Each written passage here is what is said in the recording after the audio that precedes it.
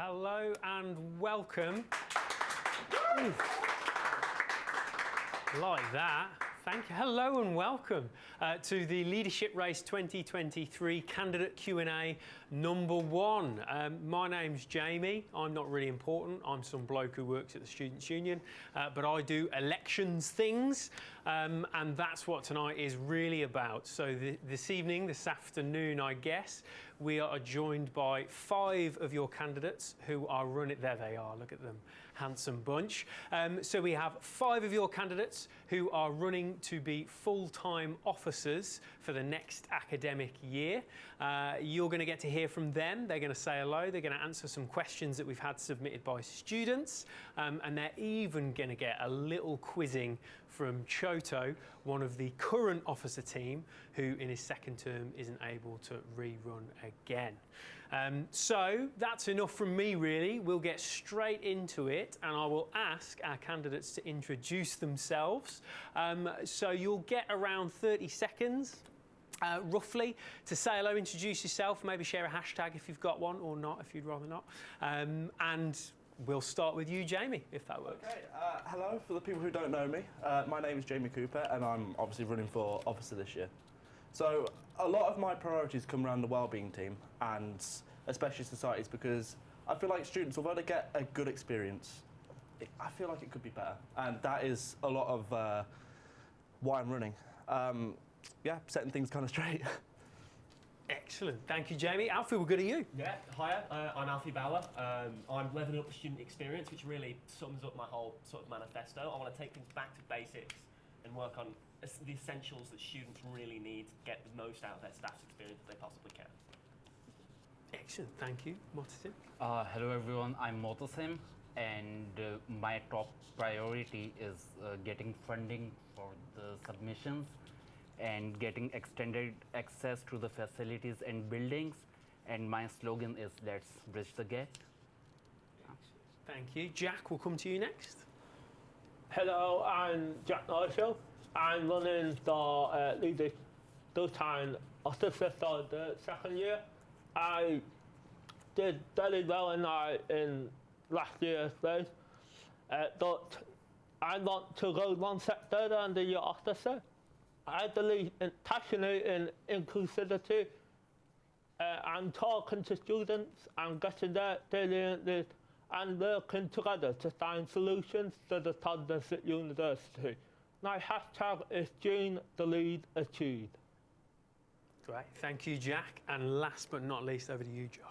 Hello, I'm Josh, and I've been at the uni a while, working for the uni a while, and I've seen quite a few areas that I think we could be doing better on, which is why I'd like to run for officer to help out. I'm quite passionate about mental health and support for it, and I've got some ideas that I'd really like to see brought forwards to help out students dealing with tough times. Excellent, thank you very much. And I think we can probably give them a little round of applause. There you go. Because you're the first bunch going. There are more of these Q&A events. We have one tomorrow and one Thursday as well, same time. Also brought to you by the wonderful Staffs TV, who are making this happen. So you guys have drawn the short straw in going first. So that's the first bit done. Now you can breathe out and relax a little bit. So what we're going to move to now are some questions that we've had submitted by students to ask at random to our different candidates. They haven't seen these questions before, so it will be a little surprise for them. I'm sure one they're very excited about. Therefore, what they might need is a little moment to think, so please don't panic. If you need a little time to consider and take a breath, that's totally fine. And I'll try and just pick a random order to go through. We'll have time for at least one each. We might even have time to ask them all 2 questions each as well, but we'll see how we get on. So I will go to Alfie first, because you're there, and I will pick a question from my little list at random. So Alfie, how do you think the university can better let students know how their fees are spent on their experience while studying at Staffs? That is a really good question, actually. I mean, it's a thing we've seen quite recently in games where I study, that we are moving now to 3 semester worth of content essentially, because we only had 2 and we were paying for 3 semesters. I think a proper nice detailed breakdown when you join the uni every year, explaining, you know, what course fees are going to, for example. Res Life could do the same with accommodation fees. A nice solid breakdown that everyone has access to this document. Just sort of explaining, you know, what money goes where, when. But then I think it also needs to be a bit more of a two-way dynamic, so give students more of a voice to help allocate that money into the right sort of places, because it's their student experience. Great. Thank you, Alfie. Well done. And we'll move to, let's go to Jack next. And I will choose another question at random. What quality or which quality would you uniquely bring to being a full-time officer? I think the most important thing is like doing an officer is doing digital to your students, doing accountable, recognising that you haven't got all the solutions and you're not perfect, but also recognising that you're doing your daily best and the students' communication dialogue, they can work out solutions and policies between us to make the university experience more successful. Brilliant. Thank you, Jack. Very concise so far as well. Very good. So we'll move to Josh next, if that works. How will you ensure that the feedback that students give to their course leaders will change the course for their year and not just the years that follow them? Sorry, could you repeat the question? Yeah, it's a bit of a confusingly worded one. So how will you ensure that the feedback that students give to their course leaders will change the course for their year? So how will you make sure that changes are made straight away rather than just for the next academic year? So the students should already have a course rep who will be in contact with their leaders. Upon receiving the feedback, the course leaders should work with the course rep to work out how best to make these changes, and they need to be implemented straight away. So if they need the budget, they can come to the union and they can come to us, and so they can go to the uni and deal with the budgeting straight away. And the course reps, if they believe that the changes aren't being made effectively, could organise better meetings and extra meetings with the leaders and insist on getting these changes made when they need to be made. Great, thank you. I told you it wasn't as bad as you thought it might have been, isn't it? It's quite relaxed, really. So, Jamie, we'll come to you next. Okay. We often see candidates campaigning for events and club nights, but what other co-curricular things do you think could be done to better support and engage our students outside of their course? Right, so as many people at the university are aware, we have a wide range of societies that often plan stuff on whether it's weekly, they'll plan stuff monthly, they'll be planning events, and while I feel that they could probably do with a bit more funding, I think the best part of the student experience can come from societies. I think alongside stuff like Gobble and karaoke, a lot of students would say that they enjoy stuff just around the university. Great, thank you. Lovely, and finally, Motasim, will come to you. What do you think the university and union could do to better support disabled students? That is a really good question. The university should be diverse, inclusive, and accessible. They should have accessible spaces. If someone is disabled, they should be free to move their wheelchairs. It should be accommodating. The places should not be narrow, so that they can freely go around, and they should have access. They should have an emergency helpline if they are in problems, so they can call someone. Yeah. Excellent. Thank you. And you've all done very well there. Well done. You can breathe out again. Hopefully you're enjoying it now. So I think we do have time. We'll go to another round of these questions before I hand over to Choto, and he'll ask you something specific about your manifestos. So what we'll do now, we'll just go in reverse order. So we'll go back to yourself, Motasim, and we'll work back with another random question as submitted by students. So, I feel like the university, this is not me, obviously, this is from a student.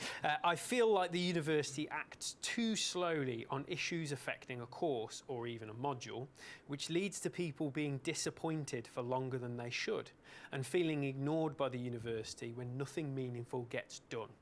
What could you do to tackle this? Well,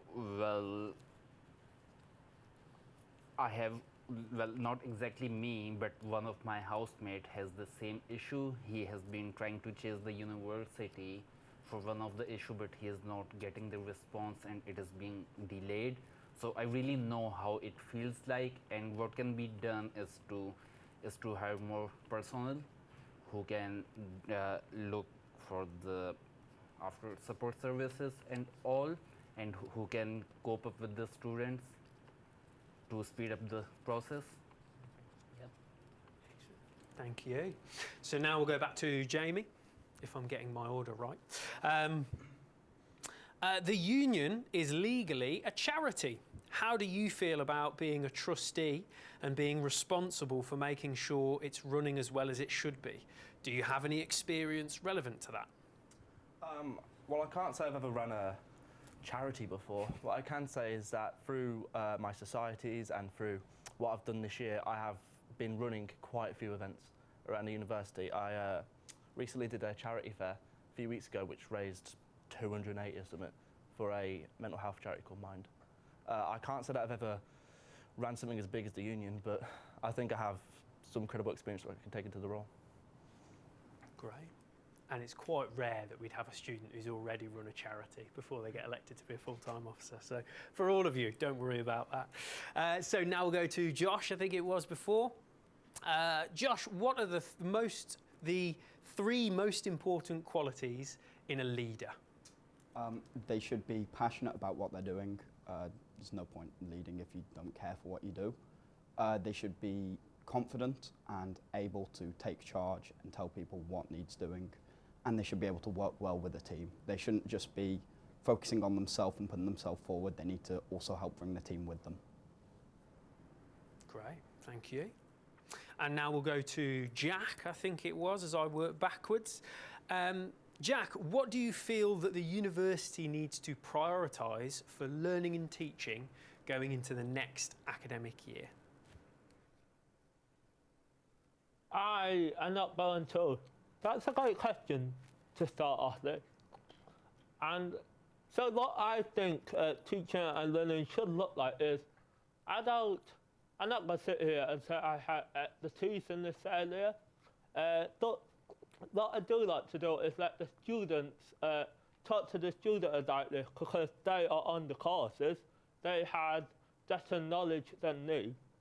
And I like to talk to them and find out how best we can support the teachers and the students alike. So I think it's just about that communication and dialogue again, and making sure that everybody feels tied to these stats. Excellent.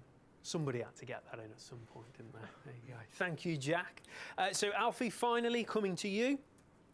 This year, the university has seen a big increase in the number of international students studying with us. What do you believe are the main priorities for these students? It's quite an interesting question. I mean, my first year I lived with an international student. He really struggled to get sort of settled in. I mean, it was a different time because it was just as we were coming out of COVID, but it was still quite a shock to come from his own unique culture to Stoke-on-Trent. It's a very different sort of environment for him.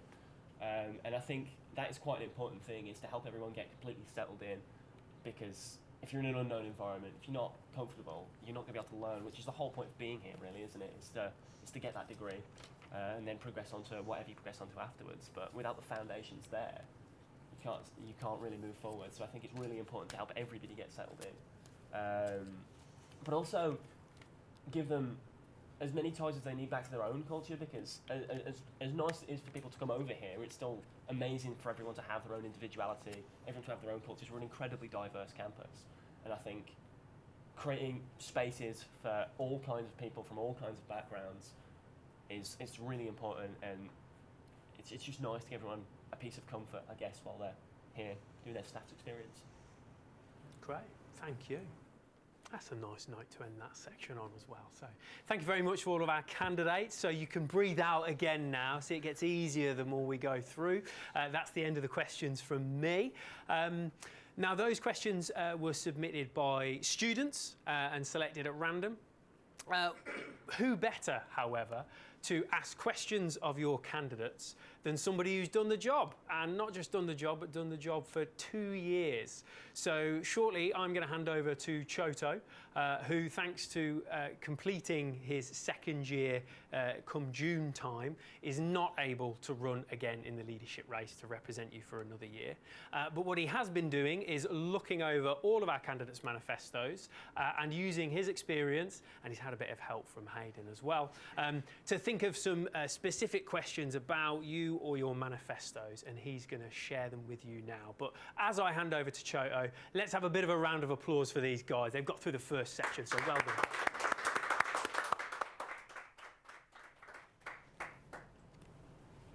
Hey guys, how are you feeling? Yeah, pretty good. Doing Yeah. pretty well. Alright, we're going to start with Mo. In your manifesto you say that you will focus on improving the student experience overall.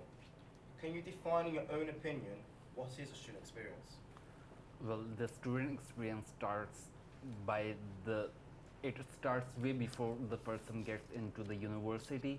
It starts when the person applies for the admission, and then it is the whole process when he arrives, his first day, his accommodation, and then his course, and then the other activities such as sports and all the societies. So all of them make up the student experience. Thank you. We're off to Jamie now.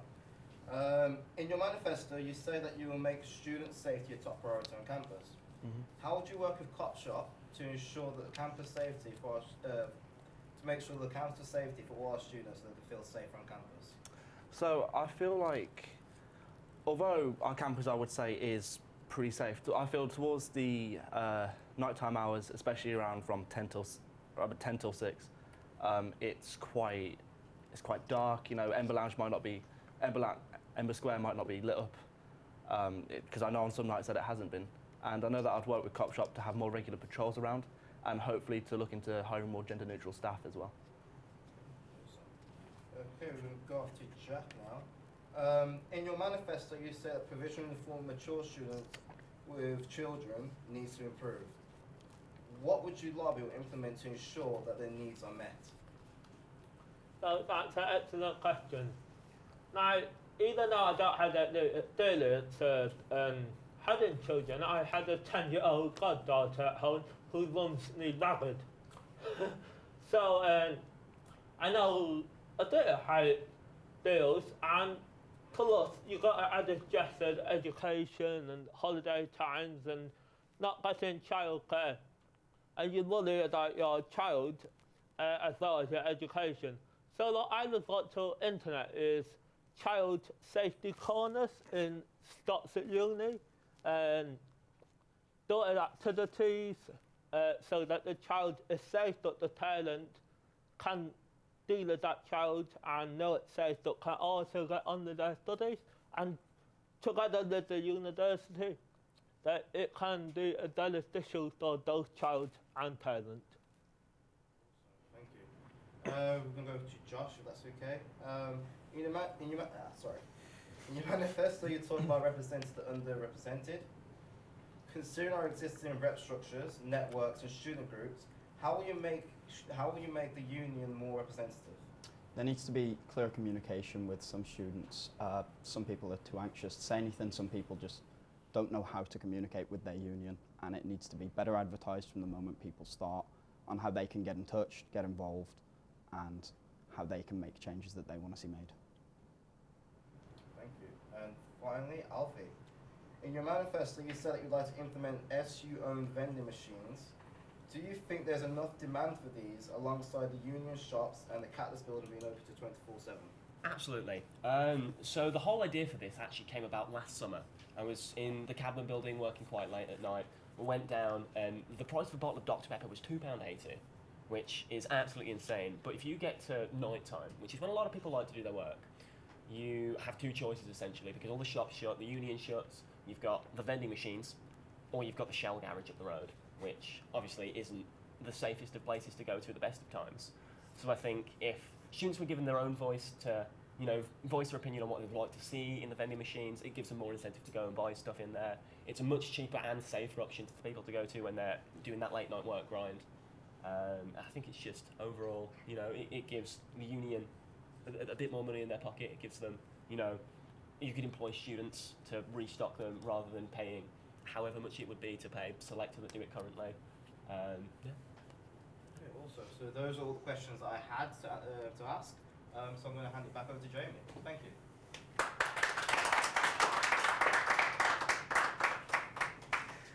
Thank you, Choto.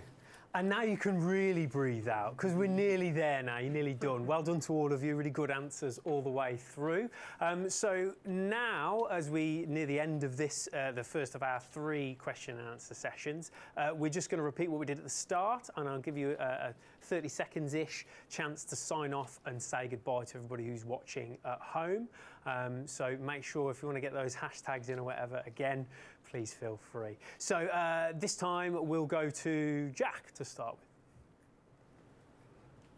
with. When I came to this uni, I was started a journey that indulged in written off told that I lost at academic.